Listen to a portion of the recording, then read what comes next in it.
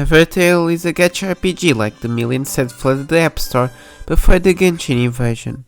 Although this one interested me since there was or is a paid version, which I acquired when it was free as a promotion, but let's not put Squirtles in front of the towers yet. Evertale is a game released in 2019 where you are the chosen one, Ash Ketchum, and whoever the guy from Genshin is that steals all your money to get a new twink.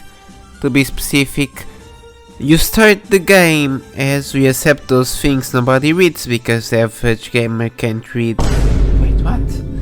Either way, we start the game and we get the backstory intro, which is really boring since it's mostly just footage of a storm. Where is the ambition? Where is the unpaid animate? Oh, gameplay cutscenes. I guess paying animators was not on the budget. We see two characters running away and trying to fight off a weird looking rocking dude. The dino thing. Cutting to our main character, Finn, we need to enter battle and we need to capture the enemy we see.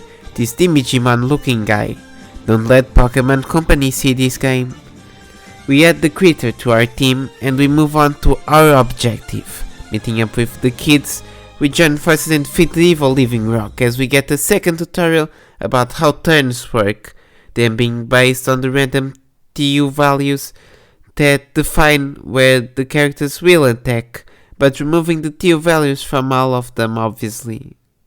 Basically just turn based but adds stupid values. After the battle, we make our way to the closest town where we see it was devastated. There is also this really badly dressed captain that wants to show us as much as she serves in battle. The camera then stops working as an even less dressed woman appears and knocks out the young brother. We fight it and we discover our protagonist is the next Dragonborn and the soldiers take us to the Terror Kingdom, which is the nearest. On our way there, I get summoning pop-up and I summon the Umbrian looking guy. Again, don't show this game to the Pokemon Company. I reload the game and get a whole bunch of rewards, opening the full summon page. We see the best thing for a man's size besides his name in the history books and a gorgeous twink. You can also get a whole bunch of weapons for your characters. We see just more gacha stuff possible to monetize, my favorite. The way to the closest civilization piece is quite long and full of battles against enemies that I sometimes recruit, sometimes not, depending on how I'm feeling, or if they offer themselves to my growing mobile empire. Reaching the town kingdom thingy, we go talk with the commander because we are the less special guy, and we are informed that we need to beat Starborn trials to be fully considered. Whatever, I didn't care.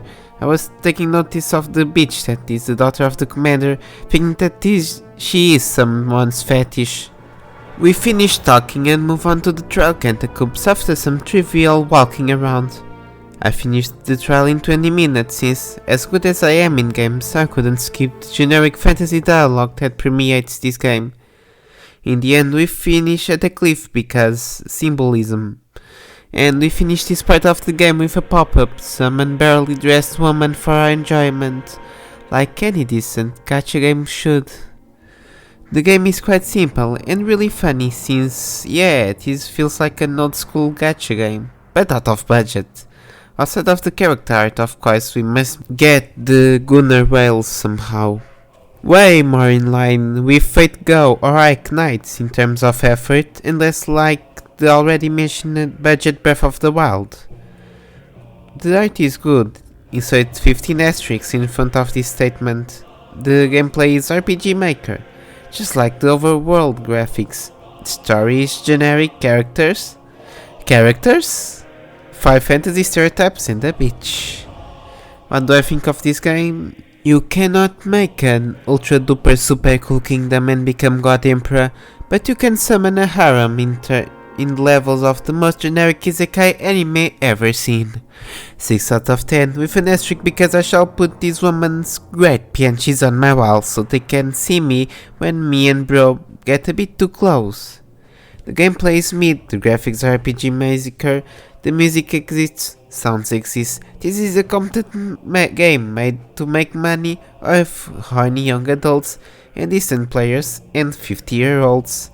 And I approve of that if the developers buy their wives the most beautiful busty girl PNG and the body pillow of Leon S. Kennedy. I've been and I'm out. This is really boring. Do I need to do it again? Hold on. I have a great idea.